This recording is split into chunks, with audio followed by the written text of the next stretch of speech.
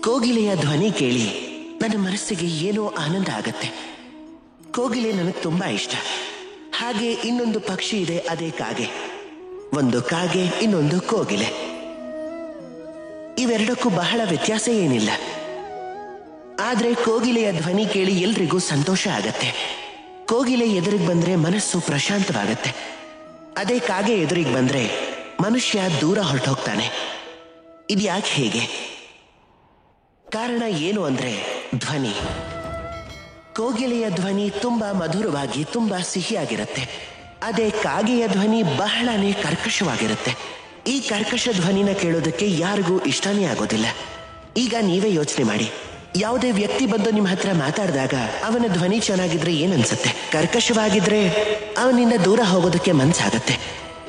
ಅದಕ್ಕೆ ನಿಮ್ಮ ಧ್ವನಿಯನ್ನ ಹೀಗೆ ಸಿಹಿಯಾಗಿಟ್ಕೊಳ್ಳಿ, ಮಧುರವಾಗಿಟ್ಕೊಳ್ಳಿ.